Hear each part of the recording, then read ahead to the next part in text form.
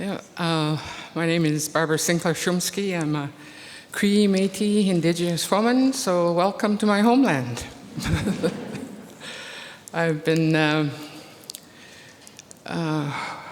working out of All Saints for over 20 years. I've outlasted at least 4 priests. When I was listening to what I thought wasn't happening in the church was that Indigenous people weren't going to the churches. And of course, there's many reasons for that, and the main reason is residential schools. So I thought, well, what can I do that at least be present with them? So we started a seniors program where we offered lunch to 55 plus people. And from that, they started talking to each other, sharing each other's stories. And it doesn't matter if you're Indigenous, all of us have had pain. So and then they start getting together and saying, oh, those other people aren't perfect. We all have things in our life that we need to share.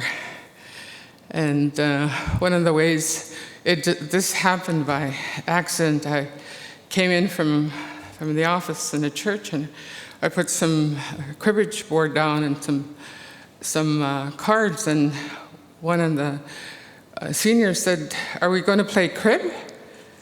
I said, "I guess so." But of course that led to them telling me what was hurting them, what was in their hearts, and it was over a game of cards, because that's what they're familiar with. That's what they do in their homes. And of course, the stories were shared amongst them, and even though we say we're friends, we don't actually tell each other's real story, right?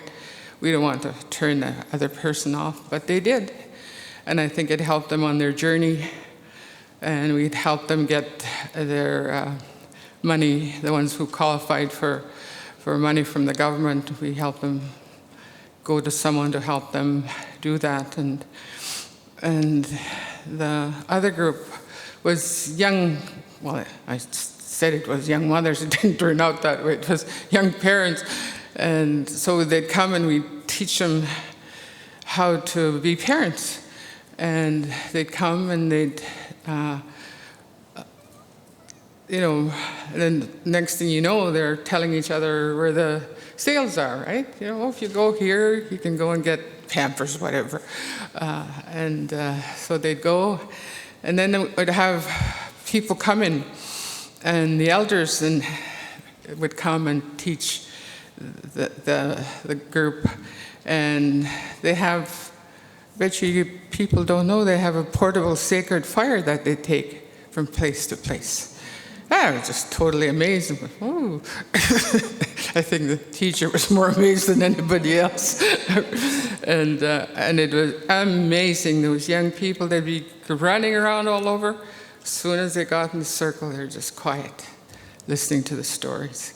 So I think that's part of our healing together as people, because it's not just Aboriginal parents that were there. And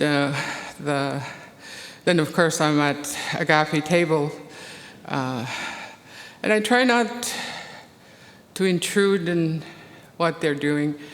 The staff will phone me and say, "Barbara, someone needs to talk to you. Can you come?" And sometimes I just go there and go around and have coffee with the people and just talk. And because there's a big gap, well, that hall's not going to be there very long, between the hall and the church. It's a very hard place for them to go that little bit.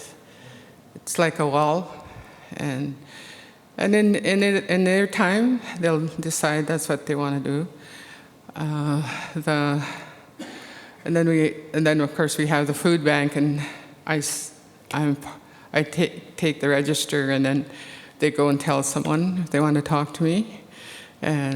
So then I'm not pushing myself into a space that's they need to own that. If they want to tell me something, they want me to help them, that's theirs. It's not for me to be saying, oh, I know all this, which I don't.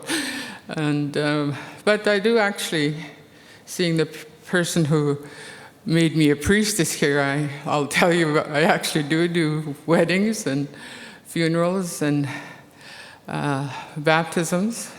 And out of one family, I've baptized 24 babies.